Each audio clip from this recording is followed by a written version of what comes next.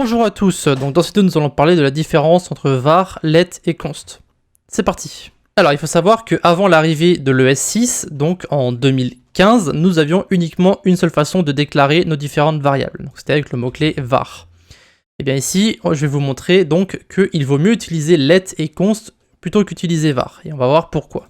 Donc on va voir sur trois sujets. On va voir à chaque fois le scope et la redéclaration, donc mise à jour, on va mettre, et donc hoisting. Alors, dans le cas du scope, si vous ne savez pas ce que c'est en gros l'endroit où les variables peuvent être utilisées.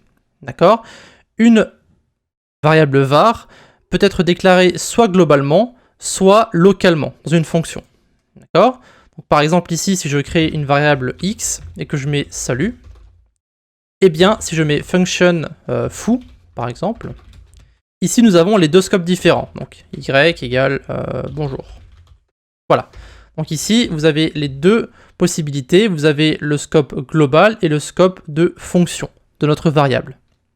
Donc ici, vous allez voir que si vous essayez de faire un console.log de y, d'accord, eh bien, ça va renvoyer une erreur. Donc ici on va utiliser Node pour faire nos différents tests. Vous pouvez aussi utiliser votre navigateur si vous voulez. Donc ici, vous pouvez voir que y n'est pas défini. Il est bien défini ici dans notre fonction, mais vu qu'il est bloqué dans le scope de la fonction, eh bien ici, y n'est pas renvoyé. D'accord ? Donc ça, c'est un des trucs des variables var. Et donc ici, on va voir aussi qu'on peut tout à fait redéclarer et mettre à jour avec var. Donc ici, si on met ça par exemple, il n'y a absolument aucun problème. D'accord ? Vous allez voir qu'on peut très bien redéclarer en mettant le var, ou alors mettre à jour. Donc ici, vous pouvez voir, si on fait node main.js, le bonjour est bien renvoyé. D'accord, celui-ci. On verra qu'il y a bien des différences avec let et const par la suite. Et enfin, le hoisting. Alors pour ceux qui ne savent pas ce que c'est que le hoisting, c'est en gros une mécanique du JavaScript qui va faire que les variables et les fonctions, des déclarations de fonctions sont bougées au sommet du scope avant l'exécution du code. Alors, évidemment, un exemple, ce sera plus simple. Ici, console.log x et var x égale salut. D'accord ? Vous allez voir ce que ça va renvoyer. Ça va renvoyer undefined. Alors, pourquoi ? Déjà, premièrement, ça aurait pu nous renvoyer que ce n'est pas défini, puisque le console.log est mis avant, mais à cause du hoisting, en fait, en JavaScript, eh bien, c'est ici renvoyé comme undefined. Et voilà pourquoi. Voilà comment le code qui est ici est interprété à cause du hoisting. Voilà, ici, x égale salut. Et ici, tout ça, ça s'enlève. Et donc ça, c'est à cause du hoisting. Ce qui va se passer, c'est que notre variable va être bougée au sommet du scope. D'accord ? Donc le scope global dans notre cas ici. Et donc, la variable est d'abord définie. Enfin, non définie justement, parce qu'elle est juste déclarée ici. Ensuite, elle passe dans le console.log, qui va donc renvoyer notre undefined. Et ensuite, vous avez ici le x. Donc si je mets un console.log en dessous, ici, vous pouvez voir que ça va d'abord renvoyer undefined, et ensuite le salut. Voilà, donc ça c'est le hoisting. Maintenant, on va voir justement un des problèmes avec var. Alors le gros problème qu'on pourrait éventuellement avoir avec var, c'est justement ce problème de mise à jour et de redéclaration. Évidemment, il y a plein de problèmes. Donc ici, on va mettre deux variables. Donc on va mettre x, salut, var y égale 10, et on va créer une simple condition. Donc if y est supérieur à 5, alors var x égale bonjour à toi. Donc ici, le problème majeur qu'on pourrait avoir, donc si on fait un console.log x, d'accord, et qu'on exécute ici notre code, node main.js, vous pouvez voir qu'ici on a bonjour à toi, donc c'est ce qui est marqué ici, parce que y est supérieur à 5, d'accord. Le problème, c'est que si vous avez un énorme code et que vous n'avez pas envie justement de redéclarer cette variable ici, eh bien, ça peut poser problème. Donc justement, le fait que cette variable peut être redéclarée à chaque fois, ça pose un gros problème avec var. D'accord ? C'est un des gros problèmes, on va dire, avec var. Et du coup, ici, c'est justement let qui va rentrer en jeu. Vous allez voir que si vous essayez de faire la même chose ici avec let, donc on va remplacer tous nos var par des let. Et ici, ce qu'on va faire, c'est qu'on va faire donc node main.js. Et vous pouvez voir qu'ici, c'est salut qui est renvoyé. Et donc, c'est bien le x qui est ici. Donc le truc avec let, c'est que justement, il est block scoped, d'accord? Donc ici, lorsqu'on parle du scope, le let est en fait bloqué à l'intérieur de son bloc. Donc ici, il est en fait bloqué à l'intérieur de la condition.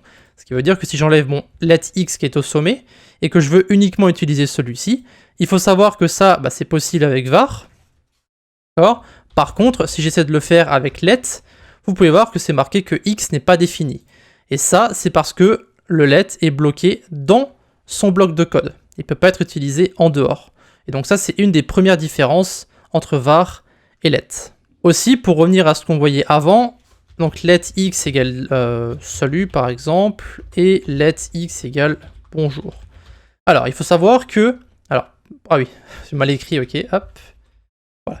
Il faut savoir que x peut être mis à jour, mais il ne peut pas être redéclaré. D'accord? Donc ici, si j'essaie de faire console.log x, et que je fais donc node main.js, vous pouvez voir qu'il me renvoie une erreur en me disant que l'identifier x a déjà été déclaré, et donc ici, il ne peut pas être redéclaré. Par contre, il peut être mis à jour. D'accord? Donc ici, ça, c'est tout à fait possible. Donc node main.js, vous pouvez voir qu'il me renvoie bien ici bonjour. Et donc ça, c'est une autre différence, c'est la question que le let peut être mis à jour, mais il ne peut pas être redéclaré, qui est une autre différence avec var. Alors, en ce qui concerne le hoisting pour le mot-clé let, ça fonctionne plus ou moins comme le var, en sachant que ça va donc être posé au-dessus du console log, donc lors de l'exécution, donc tout va être poussé au sommet du scope. Par contre ici, au lieu d'avoir un undefined comme vous aviez avec var, eh bien vous aurez une erreur comme quoi x ne peut pas être accédé avant son initialisation. D'accord? Donc au lieu d'avoir undefined, vous aurez simplement une erreur comme quoi le let a été déclaré après le console log. Donc vous aurez simplement une erreur en fait. Voilà. Et enfin, on va donc passer à notre mot-clé const. D'accord? Donc on va faire const x égale salut. Et ici, on va essayer de mettre à jour x. Donc, bonjour. Alors, on va d'abord essayer de le redéclarer. Voilà, comme ceci. Console.log. Alors, je le fais dans un autre sens. Cette fois-ci, on va passer de la mise à jour. Ensuite, on parlera du scope. Et ensuite, on parlera du hoisting. Alors ici, vous allez voir que si j'essaie de lancer ça dans mon terminal, il y aura marqué que ça a déjà été déclaré. D'accord? Comme c'était le cas avec let. Par contre, si vous essayez de remettre à jour votre constante ici, vous pouvez voir qu'il y a déjà quelque chose qui a été assigné à notre constante.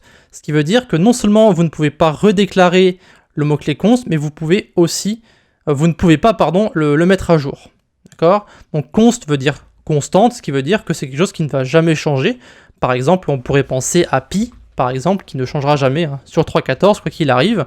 Mais si vous avez d'autres variables que vous voulez déclarer comme ne changeant jamais, eh bien vous pouvez utiliser le mot-clé const, et du coup vous ne pourrez plus jamais mettre à jour votre variable. Voilà, donc ça c'est une des choses. En ce qui concerne le